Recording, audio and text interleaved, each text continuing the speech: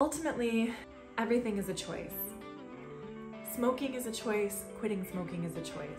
Vaping, chewing, whatever your situation is, these are all choices that we make. And while addiction is certainly a reality, the truth of the matter is we are able to make good choices for ourselves. And it doesn't just take willpower, it doesn't just take motivation. None of those things are going to keep you in abstinence from nicotine, because motivation fades away, feeling like it's the right time might never come around, and willpower certainly is not going to keep you strong, because willpower wears out. There will always be a reason to keep smoking or vaping or chewing. There will always be stressors that come up and problems that arise that make you feel like you just need to smoke. The best time to quit smoking is when you decide to quit smoking. So come along, we're gonna chat about how I stopped smoking after over 20 years of smoking and vaping, and how I have been nicotine-free for 6 years. So if we haven't met yet, if you are brand new to my channel because of this specific topic, my name is Megan. I am a 40-year-old mom, I'm a licensed counselor, and more importantly, especially for this video, I am a former smoker, I'm a former drinker of alcohol. I don't really drink alcohol anymore, and I'm also a former user. When I was in high school, I tried a bunch of different. So I know of what I speak. I am not just coming at this from a counselor perspective. I am coming at this as somebody who has struggled myself with addiction, who has struggled with using substances to numb out and to feel better. And I am currently addressing my use of food to do that very same thing. So I'm not a stranger to any of this, and I hope that my story will help you as you are looking for some inspiration and motivation in your quitting smoking path. Now, before we go any further, I do have to just give a small disclaimer. I am a licensed counselor, but none of what I'm about to share is mental health advice. This is only for entertainment. This is for your information. It is also absolutely not medical advice. I am not a medical professional. I have no training in that area. And so my story here is coming from just my personal experience as a regular human being. Any advice that I give, any, this worked for me kind of information is just that. It worked for me. I cannot guarantee that this is gonna work for you at all, but just sharing what worked for me. And I highly recommend, if you are quitting any substance, especially alcohol, but even nicotine, it's not a bad idea to talk to your doctor first, just to kind of make sure that whatever you're doing is safe, and that you do it in a way that is healthy for you. So if you're here watching this video, my guess is that it's probably because you have been struggling with, thinking about quitting smoking, quitting vaping, quitting chewing tobacco, or even quitting chewing nicotine gum. I sort of had a progression through almost all of those things. I never was a chewing tobacco gal, but I did start with regular cigarettes in high school, and then in my adult years, I switched to vaping and e-cigarettes, and then eventually switched to nicotine gum, and kind of went back and forth between that and the e-cigarettes before I finally was able to just quit. So for the ease of conversation and just clarity, I'm probably gonna just say smoking or vaping throughout the rest of this video, but just know that if you are experiencing an addiction to nicotine in general, or even maybe some other substances, the information I'm about to share can apply to you too. Why are you here? Maybe something happened. Maybe you had a health scare. Maybe you are just really struggling financially and you can't keep up with your addiction without just going further and further into debt.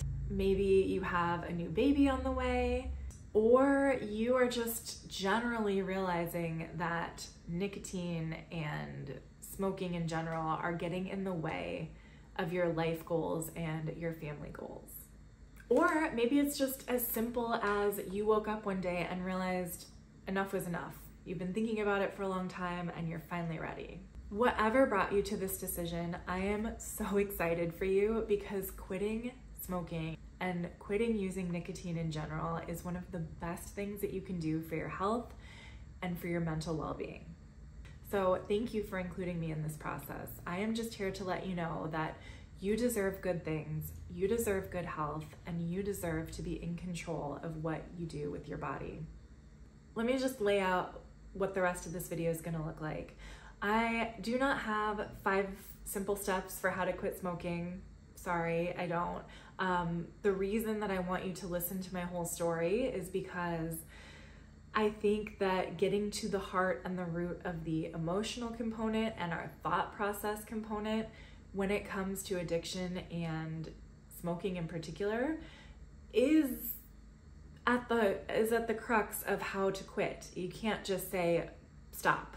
If it was that easy, then obviously everyone would just quit. There would be no struggle, there would be no relapse, there would be no, oh, I quit 10 years ago but I picked it up again. If you can't get to the deeper mindset and emotional issues, then you're not gonna quit. So the same thing with the weight loss, the same thing with quitting drinking. It's not just a function of stopping the thing, it is a psychological process. So I cannot give you 5 easy steps. I wish I could.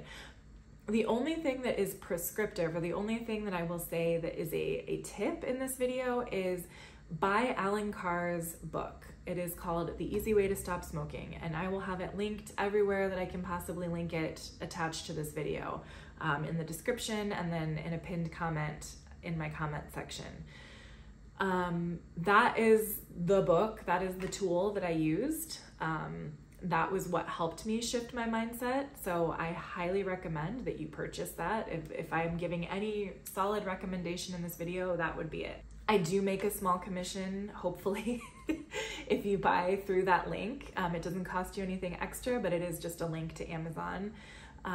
So if you buy the book that way, I get a few pennies. But if not, if you borrow the book, if you get the book from the library, whatever you need to do, listen to or read that book, because that is what helped me. And if you want to stop watching now and just go get the book, totally cool. But I hope that you'll stick with me just to hear my process and give yourself a little inspiration and hope that you are able to do this too. So first I'll start with my history of smoking. So for me, I am currently 40 years old. I started smoking when I was, I think 16, I want to say. At that point, I was driving, I had a car, I was in Los Angeles, and I had a ton of freedom, and my friends also had a ton of freedom, and I was hanging around, you know, other people. This is like the most classic cliche story you could possibly hear about peer pressure, but essentially that's what happened. I was an awkward kid. I wasn't really very self-assured. I didn't really have a lot going on for myself, except that I did ballet all the time. But I didn't feel very cool. I didn't feel like I quite fit in anywhere. And so when my friend started smoking clove cigarettes, I tried them and I thought I was so glamorous and so cool. And that eventually led to, I think I got a boyfriend like the summer between 11th and 12th grade. And he was like a daily chronic smoker. And his parents were daily smokers, and like they all smoked in the house. My family were not smokers. Like no one in my immediate family was a smoker when I was growing up. Like I actually remember when I was a little kid, like every time somebody would walk by with a cigarette, I would like make a big show and like cough, because I thought it was so gross. But yeah, so that summer between 11th and 12th grade, I was dating this guy, and he smoked American Spirit cigarettes, and so did I. That's how it started. And I had access to money. my grandfather lived with us and gave me money, and so I had plenty of money for cigarettes. And my boyfriend at the time, like I said, everybody in his household smoked indoors, and so it wasn't a big deal at his house. And I spent a lot of time there, and I spent a lot of time in my own car, and so I smoked a lot. Probably not a whole pack a day necessarily, but definitely anytime I was in the car. So in LA, you drive a lot. And so, yeah, so I was driving around a lot, smoking, thinking I was the coolest thing ever. And yeah, and that's what I did. I think I've said it 15 times now, but I thought it was so cool. I thought it was very adult. I thought it was very mature. I thought it was like a very grown thing to do. And I felt in that time and space, I felt very grown up, and I felt like I knew everything. And I don't really know what I thought my end game was. I don't know if I envisioned smoking forever. I think I did realize even then that smoking was bad for you, like bad for your health. But I think I assumed that eventually, like when I got older, I would just stop, and it was like a moody, artistic thing to do for young people. I also, importantly, like important to mention, I attended an arts high school, so that made it even worse. I think like the influence was even worse because I was surrounded by all these like very moody, artistic teenagers and their moody, artistic parents. Like a lot of the kids there, their families were involved in the film industry, and you know, or they were professional musicians and artists and whatever. And so I attended this art school as a dance major, but I would hang out with all of the filmmakers and the theater kids and the, you know, musicians, and I just thought it was cool. I thought it was cool. I thought it was an easy way for me to fit in and an easy way for me to make a connection with people. And that's a theme that you're going to see throughout my smoking journey, is that smoking felt like an easy connection with other people because I felt very awkward and very uncomfortable socializing with people with just myself, just presenting as me. And so having a cigarette was like kind of social currency too. Like if somebody needed a cigarette, I had them. If somebody needed a lighter, I had one. And it was just an easy conversation starter. So that was a huge part of my smoking. So I smoked through the last 2 years of high school. Oh, trying to think, there was definitely a period of time when I stopped smoking in college.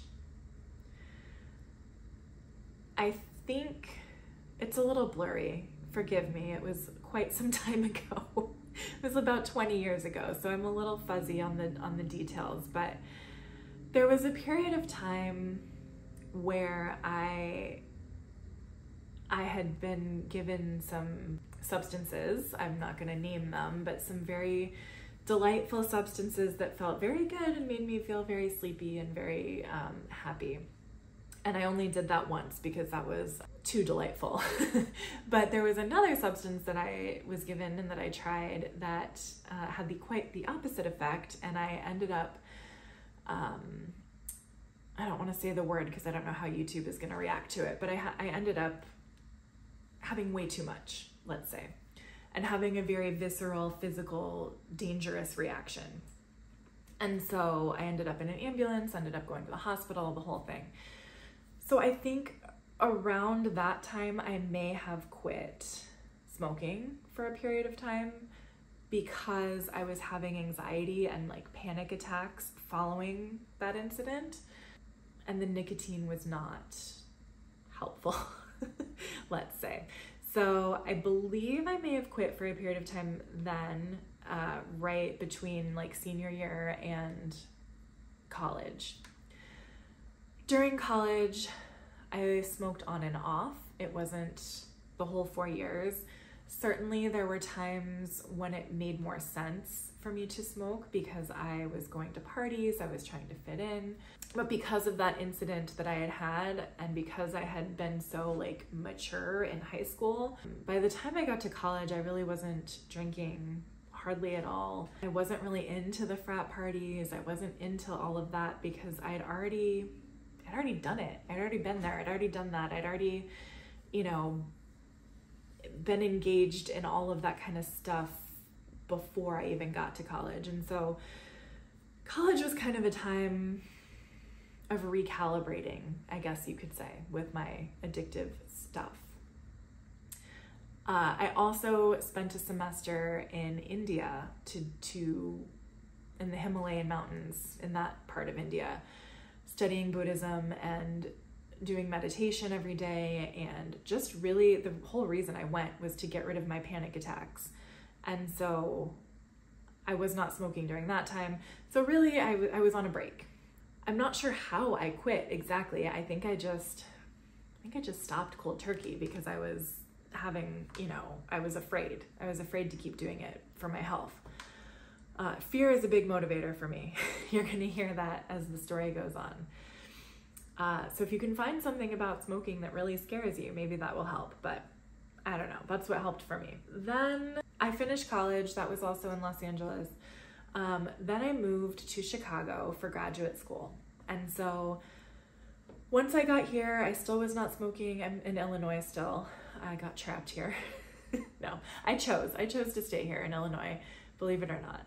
But I wasn't smoking at the beginning. I was here for a movement therapy, like creative arts therapy degree. So the people I was around were mostly very healthy, very like in tune with their bodies, that kind of thing. So I wasn't really into smoking, but then I started working at Blue Man Group, and I was just like an usher, just a ticket taker, that kind of thing, nothing fancy. I was not a Blue Man. But when I was working at that theater, that was my part-time job while I was in school, I picked up smoking again. Because it was a way, like it was almost an instant way to connect with people and to feel like I was part of something. I wanted to fit in, I wanted to be cool, I wanted them to like me. And so smoking was like the easiest way, because every time we had a break in between shows, like if I worked 2 shows on a Saturday or 3 shows on a Saturday, in between shows we'd go outside, we'd have our break. And so most of the people who worked at the theater, not most, but many of the people who worked at the theater were smokers. So that was just where everybody hung out, and then that's what we did. And then after the shows, after work, we would often go to different bars. And believe it or not, back in that time, like 2006, 2007, 2005, I don't know, you were still allowed to smoke in bars for a period of time. I don't forget what year they outlawed it, but in Chicago. But up until a certain point, you could still smoke inside. So we would go to these bars. And like I said, even in college, my 20s, I was not a big drinker. And so I would chain smoke. So we would go out to these bars and I would just chain smoke. And I would, even though I wasn't drinking, I would feel so hungover the next morning because I had literally just poisoned myself by smoking cigarette after cigarette while we were all just chatting. So that is how that worked for a couple of years. I think I worked at Blue Man Group for like 2.5 or 3 years until I eventually moved in with a boyfriend who did not smoke. He was not a smoker, not a drinker, which was really ironic because he owned a bar. That's how I met him, is he owned one of the bars that we all used to go to. So he was older than I was. I was in my early 20s. I think I was like 23 and he was 43 maybe when we met. He was 42. So there was an age gap, also a theme in my life. And yeah, so he did not smoke, he did not drink, and he thought smoking was really disgusting. And so I quit smoking. I quit for him. I quit smoking. Again, I don't really know how I did it at that point. I think I just white knuckled it and did it because I really wanted to be with him. And I really wanted him to respect me and to like me and to want to kiss me. And so I quit. So as you can see, like during this time, right, since the time I started until the time I quit, at that point, every decision I was making around smoking was, every conscious decision I was making around it was based on fitting in, was based on what other people were thinking about me. It was based on being able to connect with people in a way that was meaningful to me. So, you know, whatever I thought about the actual act of smoking, it was mentally and socially really about this like interconnectedness and being part of something. And then when I got to that boyfriend when I was 23, it was about fitting in with him and meeting his standards, living up to his standards. And so that was enough for me to quit. So that's how that went. But we're not done.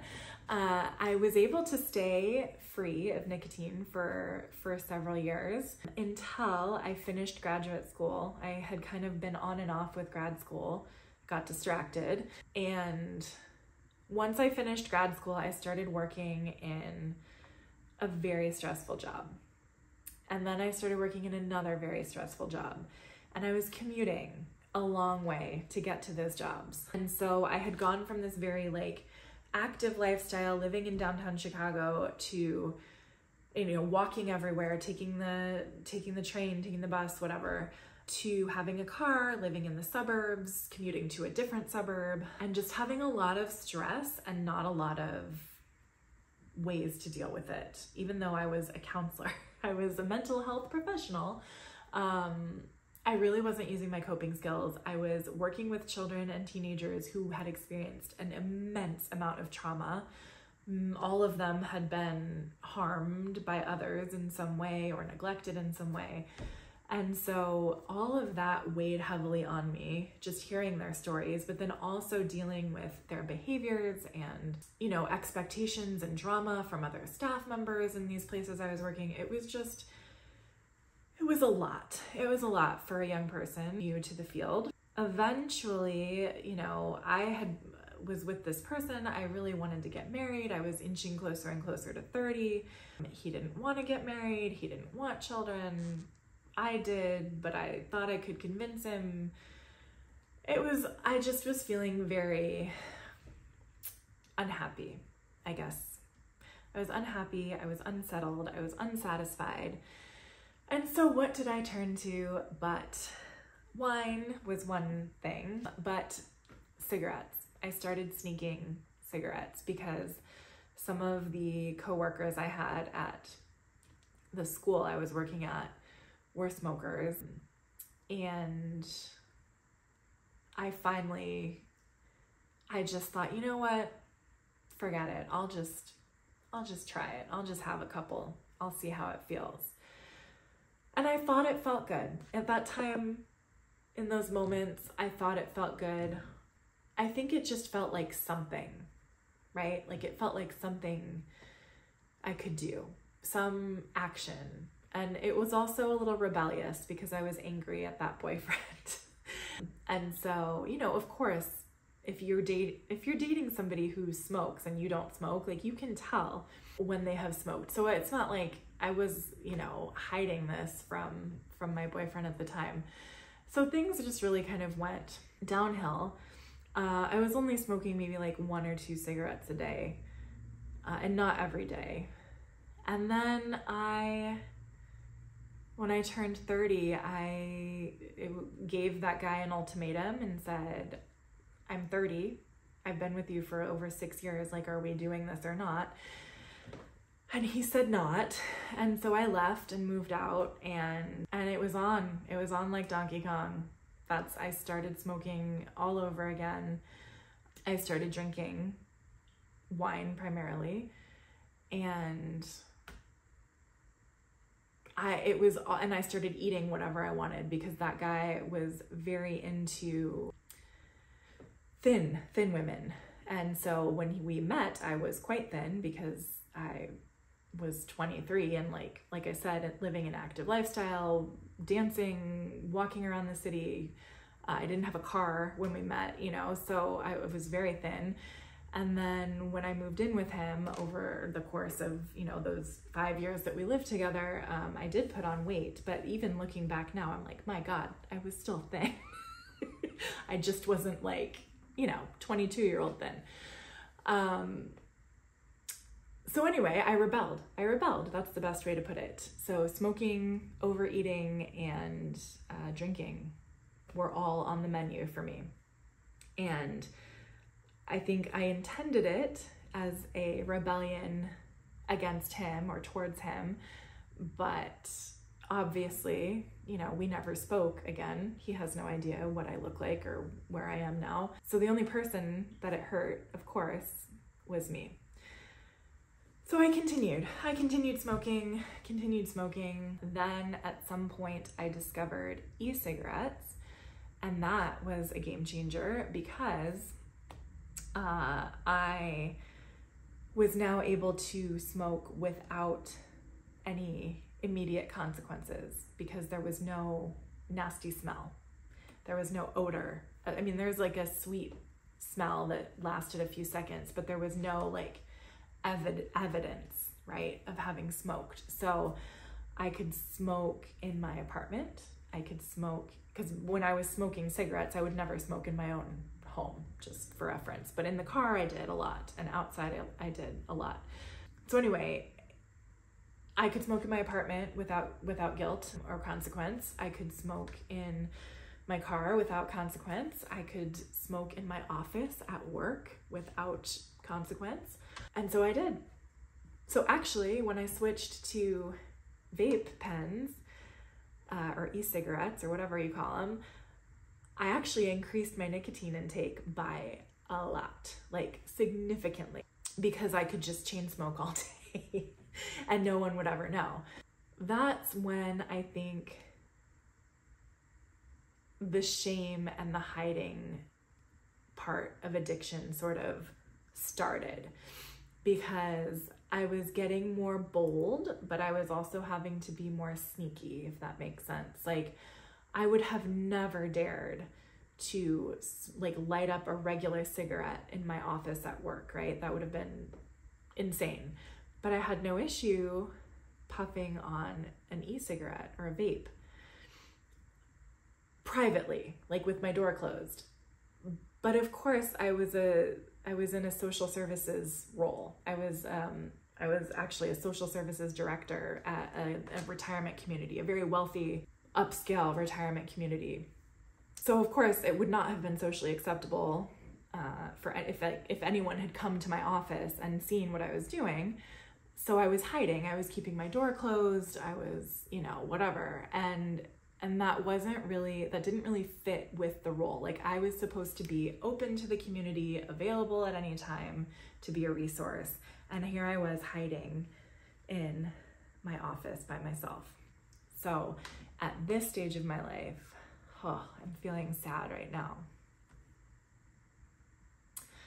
So at this stage of my life, the vaping and the smoking and the vaping was actually becoming a barrier from others. Whereas before I had seen it as more of a connection and connector. At this stage, when I was 30, so in my early to mid 30s, it became a barrier and something that was shameful and wrong, which I suppose it should have been the whole time. But, you know, when you're young, I think it's easy to glamorize it. So yeah, it became a real barrier, and it became something that I was hiding. And then I ended up getting, doesn't really matter, but to keep the story cohesive, I ended up having a rebound relationship, getting married to that person, having a horrible marriage for, I think, 2.5 years maybe. And then my drinking got much worse, and my vaping got much worse because it was a very unhealthy marriage. And he knew that I was vaping, and he knew that I was drinking, because I didn't respect him at all and didn't care if he knew, quite frankly. And yeah, and so that was all happening, and I was spending an absurd amount of money on the e-cigarettes. I think one, I can show you, I'll put a picture in of like the type that I used, but one of them, I think at the time, was anywhere from like $6 to $7, and it would last maybe a day, but not always. Sometimes it wouldn't even last a whole day. If I was particularly anxious or upset, I would just puff away at it. And so I would always have to have like a fistful of them. I think there was a discount at this one convenience store I would go to where if you bought 5, then you would get one free, or there was some deal like that. So I was always buying like a fistful of these e-cigarettes. And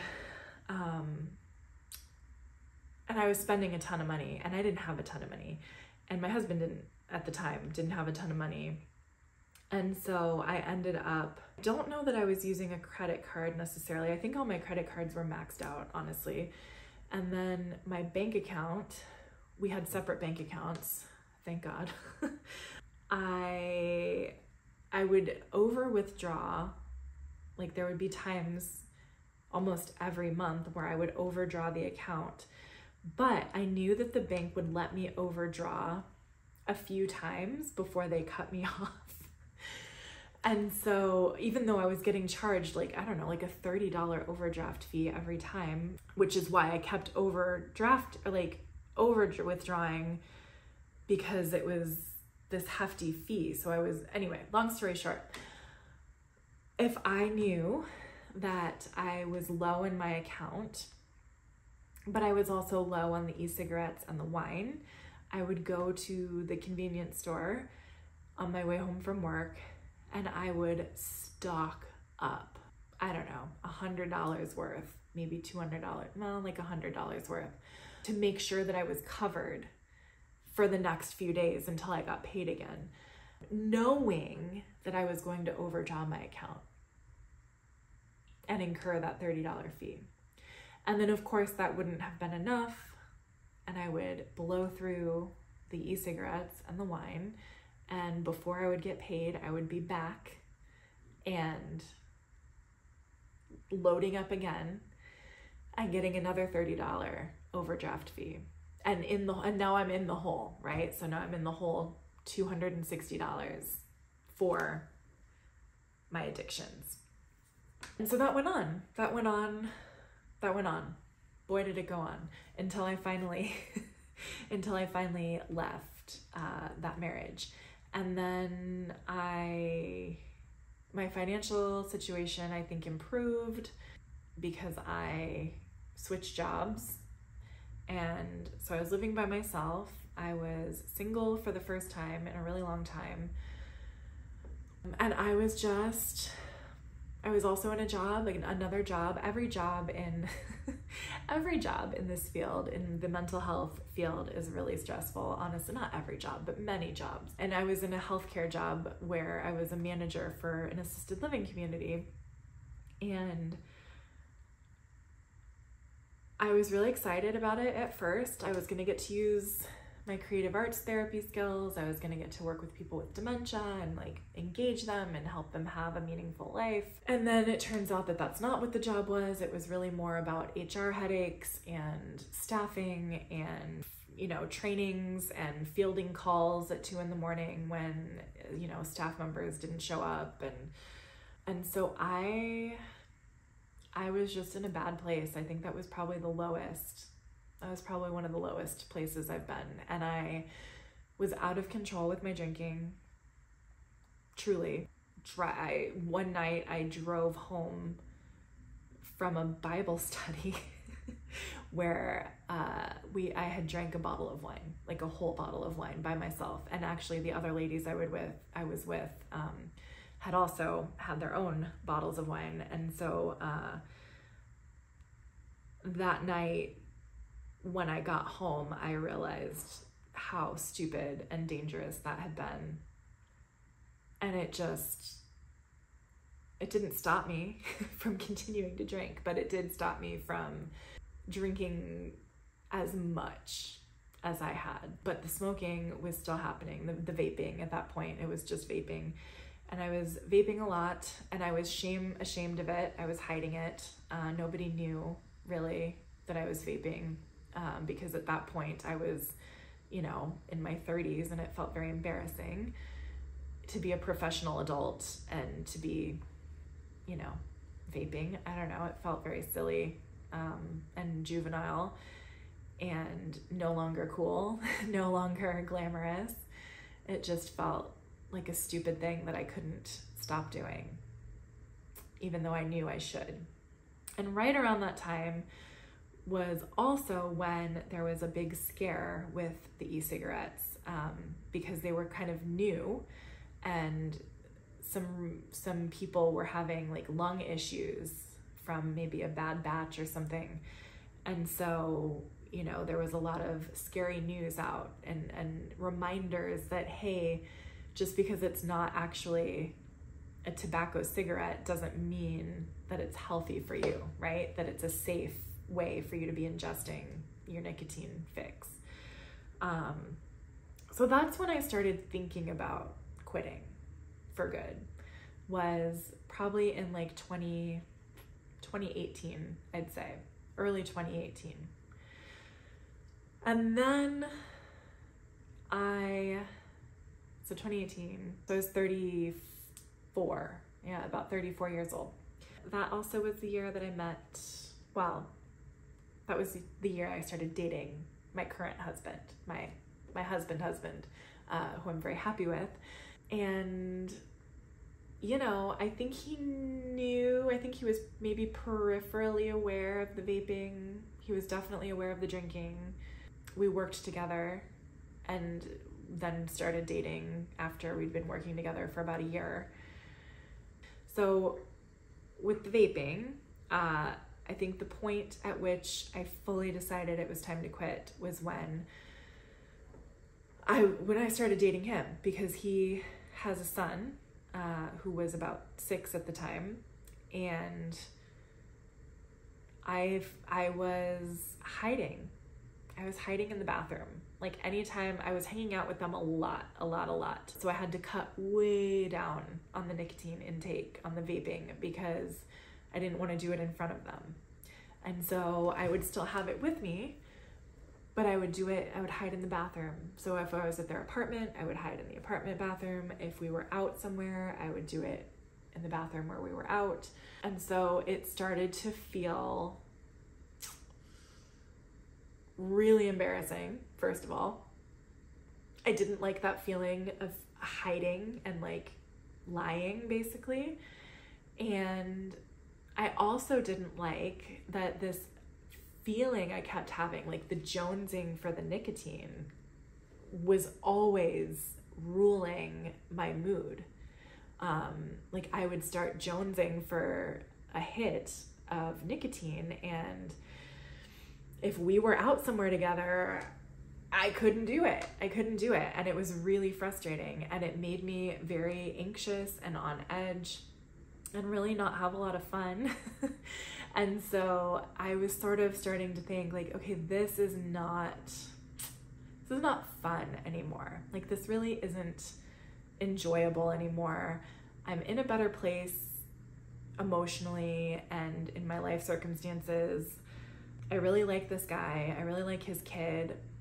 Maybe we can start thinking about letting this go. And then 2 more things happened before I finally quit. So stick with me. The first thing that happened was we went on a trip together, all together. We went to Mexico to visit my husband's family. He's from Mexico. At that time we weren't married yet, but it was our first, like we'd been dating for a year, and it was our first time traveling together. Maybe like 6 months? I don't know. Anyway, we'd been dating for a while, and we were going to Mexico. And I realized that I didn't want to risk bringing e-cigarettes with me on the airplane because of the lithium batteries. So I didn't want to risk bringing them with me and having something happen, or having customs, having it become an issue at customs, either going into Mexico or trying to come back into the US. So I was just really thinking about that, like, okay, I can't bring these with me, because if I get caught, then it's going to be a disaster and I don't want to ruin the trip. But if I don't bring them with me, I am going to be so stressed out, because this is already a trip that I'm not in charge of. It is a language I don't speak. I have very little control over anything on that trip. And then I'm also giving up the thing that I thought was helping me control my anxiety. So I knew that was going to be a struggle. So I decided to buy some nicotine gum. So I quit smoking, and then I was vaping, and then nicotine gum was sort of my last frontier, the last piece of the addiction. And I still call it an addiction. I know the nicotine gum is promoted as like a stop smoking aid, and it's supposed to be, you know, whatever, but I still consider it part of my addiction story. And because I was using it as a way to cope. So it didn't really matter what the vehicle was for it, whether I was smoking or inhaling or whatever, chewing. I was using a substance, so to get a certain feeling and sensation. And so I switched to the nicotine gum, and I brought a bunch of it to Mexico. And I used it a lot. And then I kept using it a lot. And then we came back and things happened, time passed, and eventually I had a incident at another job that I had taken, another stressful healthcare job, where I was chewing nicotine gum and drinking coffee like crazy, and basically like I had a huge spike in my blood pressure, which I had never been aware of any blood pressure issues before, but this physically I felt it. Like I felt very sick. I felt very uncomfortable in my body. And I had a nurse, because I worked at a nursing home, I had a nurse take my blood pressure, and it was high. I mean, it wasn't like, you know, go to the ER high, but it was high enough that I did drive myself to an urgent care. And that was the beginning of, I'm really hurting myself. Like, this is no longer fun. This is no longer, I mean, I know I said before, like, it was not fun for a while, but now it was not only, nicotine was not only causing me distance between myself and others, it wasn't just a barrier, it was also harming me physically. And of course, I'm sure it had been harming me physically this whole time, you know, from the time I was 16 till the time I was 35. So that's almost 20 years. It just finally clicked. It finally clicked. I cannot keep doing this to myself without consequence. I can't keep doing it and just keep assuming that I'm going to be fine forever and ever, because I wasn't fine. My blood pressure was high. I was having anxiety. I was having panic attacks again.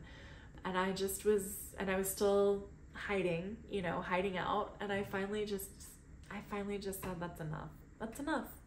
So somewhere, I'm sure I probably typed into YouTube or Google how to stop smoking. What came up? Oh, and I think the reason for that too is that I may have also started vaping again. Yes. When I came back from Mexico, I was doing gum and vaping. Intermixed, right? In and out. So vaping was still part of my routine. So anyway, so I looked up how to stop smoking, and Alan Carr's book came up, The Easy Way to Stop Smoking, linked below, linked everywhere in this video. And I listened to it. I bought it on Audible, and I listened to it. I listened to it every day in the car on my way to work, and every day on my way home. I listened to that book. And the main method that Alan Carr used was logic, honestly, just logic. He took every reason that people say they like smoking or they need smoking, and he challenged it. And so by the time, oh, and also when you start reading the book, he says, don't quit yet. Keep smoking. While you're listening to this book or while you're reading this book, don't stop. Keep doing what you're doing, which I thought was so weird, but I was like, okay, cool. I have permission. I'm going to keep doing it. But the point of all that was, by the end, I didn't want to. I really didn't want to anymore. I truly did not want to. And that is why I'm making this video, because I think that is possible for everyone, is to be able to shift your mindset, to be able to, I don't want to say logic your way into quitting an addiction. That's oversimplified. But I truly do believe that our minds are very powerful, and what we continue to tell ourselves informs how we behave. And so a couple of things were true for me after reading that book and while I was reading it. One was awareness, just bringing consciousness and awareness to my behavior. Obviously, I was aware that I was smoking or that I was vaping or chewing gum or whatever. I was aware of it. But the reason that addictions can continue for so long is because they become habits, and your behaviors they're just automatic. It's almost like muscle memory. Like for me, my behavioral trigger was anytime I would get in the car, anytime of day or night, I would automatically want a cigarette or a vape. Anytime work was getting stressful, I would want nicotine. Basically anytime I felt anything, I wanted to smoke. And so because of that, all of a sudden I had all of these like automatic muscle memory sort of situations where I would do something and then it was like, oh yeah, time to smoke. Do this. Oh yeah, time for a vape. Oh, I feel this. Let me take care of that feeling with nicotine.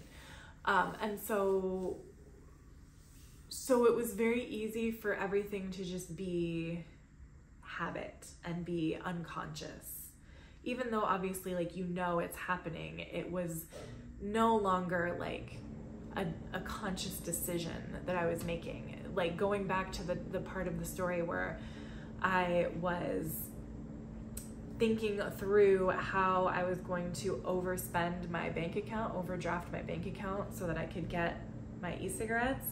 Yes, that was very conscious, right? I was making plans, I was scheming how I was gonna make it work so I could get what I wanted. But that wasn't like, I don't know how to explain it. Like it wasn't a sane thought process, right? It wasn't a logical thought process. It wasn't something that somebody who was a responsible adult would choose to do, right? That was sort of the addiction driving my behavior. So when I was reading Alan Carr's book, once you bring like logic and sanity and consciousness to what you're doing, it makes it a lot harder. It makes it a lot harder to justify continuing, because it starts to seem really silly and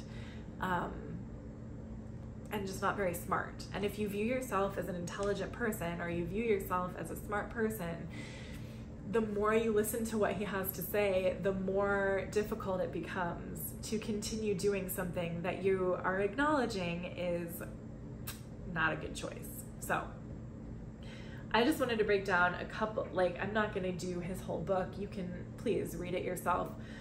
Or there's other YouTube videos that break it down. But for me, I'm just gonna share some of the simple things that were helpful. This video is probably like an hour and a half long. Maybe I'll put it into 2 parts, maybe not. You'll know the answer when you're watching this. I don't know what I'm gonna do yet, but I'm gonna share just a couple of like things that were helpful that I can remember from the book. I haven't read this book in like 5 years. So I have been smoke-free, nicotine-free for over 5 years. So good job. Anyway, so one of the things that he suggested, or I'm not really sure how he approached it, but the way I think about it now is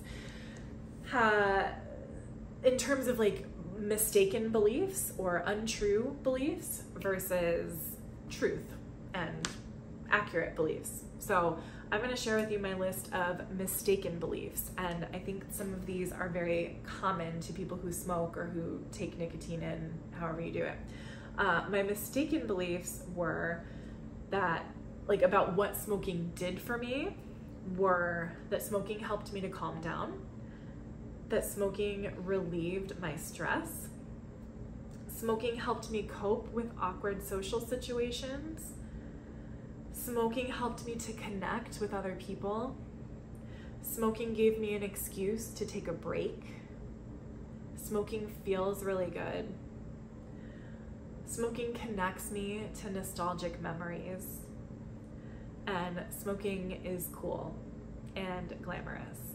So those were some of my mistaken beliefs, my inaccurate beliefs. And I'm going to tell you why they're inaccurate, because I know some of you are like, but it does help me calm down and it does help me deal with stress. Au contraire, it does not, as a matter of fact. So here are some new beliefs. Here are my more accurate and honest beliefs about smoking, now that I've had time to think about them. So nicotine actually increases my anxiety because it is a stimulant. Also, fun fact, the only reason you are like jonesing for more nicotine is because your body is withdrawing from nicotine. So once you are willing to break that chain, break that cycle, once you've been nicotine free for a period of time, your body doesn't need it anymore. It doesn't care, it doesn't want it, doesn't even remember it existed. So a lot of the stress and anxiety that you feel if you're a smoker or a vapor or whatever is because it's been a while since you've had a cigarette and now your body wants more nicotine. So that's where the stress comes from. So you're actually creating that cycle of stress. So smoking does not relieve your stress. Smoking actually creates little mini cycles of more stress. I thought that was interesting. I didn't really ever think about it that way before. Another one is smoking causes more stress when I have to hide or overspend to keep up with my addiction. Smoking keeps me isolated from others and social interactions, especially nowadays because you can't really smoke anywhere in public anymore. Smoking repels people who don't smoke. Smoking during breaks prevents me from engaging in a more healthy or nourishing activity. So like sometimes I would smoke instead of eat, or I would smoke instead of, maybe go take a walk or something. So smoking actually prohibited me from making more healthy choices. Smoking doesn't make me feel good, it actually makes me feel awful, and it makes me feel out of breath and out of shape. As far as the nostalgia belief, my new belief is that smoking is part of my past, and it was attached to a lot of my memories of my past and my nostalgia, but I don't have to keep smoking to stay connected with those memories. And I think I covered this already, but yeah, smoking is actually no longer socially acceptable and is really not allowed most places, and considered gross to most people. So I know some people may still live in areas of the country or around the world where smoking is still common, or it's more common. And in those settings, that's kind of unfortunate, honestly, because I think the more socially unacceptable it is, the easier it is to kind of motivate yourself to stop. And if you're surrounded by a bunch of other people who are continuing the habit, it is a little bit harder. It is a little bit harder to stop. You can make your own list. Some of mine might might resonate with you and you can use them for yourself. But if you don't have time or you don't have the money to buy Ellen Carr's book, or if you can't get to the library or whatever, this would be one exercise that could be helpful towards your goal of quitting, is to literally just write down all the reasons that you think you like smoking or that you think smoking is a positive in your life, and then just actually write the opposite next to it and see which one is actually true. I'm not really sure how to wrap up my thoughts here. Obviously, like I said, Ellen Carr's book, How to Stop Smoking the Easy Way. If you are seeking more in-depth information about how to change your mindset and actually quit smoking or vaping or chewing or whatever you're doing, I really, really, really recommend that you get his book. However you need to get it. Library, watch other people on YouTube talk about it specifically. It's really important. That book is life-changing. I think the other part, just to kind of review, is that for me, it did take sort of the right circumstances or the right time to quit. I don't know if I would have been ready to just stop cold turkey, like in the middle of my divorce, you know, or in the middle of that first breakup. You know, that's actually when I started again. And so I know everybody's story is different. I know everybody's path looks different. And I know everybody's sort of readiness is going to come at different times. But I'm hopeful that if you are watching this and you are struggling, that the reason you're watching this is because you feel like you're getting close to being ready, or you are ready. And I would just encourage you to take that energy and go with it, because you can do it. It is going to be difficult at the beginning. It is going to feel like a struggle. It is going to feel like, you know, you're gonna miss an old friend once you quit. But once you can really shift your mindset and focus on all of the benefits that you're going to experience and how your life will improve and how damaging continuing your addiction actually is, I think you will find that it's possible and that you will feel so much better about yourself and your life. And eventually, like in my case, I honestly can't even imagine a world in which I smoke again. I really can't. I don't think there would be any circumstances. I mean, I don't want to ever say never, but I can't imagine a situation where I'd be like, oh yeah, that sounds like a good idea. Like, sure, give me a smoke. It just wouldn't even enter my consciousness. It wouldn't make sense to me. I very much strongly view myself as a non-smoker at this point in my life. And honestly, when I look back and think of all those years that I was hurting myself through smoking, I feel disconnected from that person. I don't feel like I am that person anymore. And I feel sad. I feel sad for that person. Not in like a pity way. That's kind of, you know, degrading. But I just feel sad that I didn't believe that I had more going for me, or that I was valuable just as I was. And that I thought that I needed that crutch to make friends.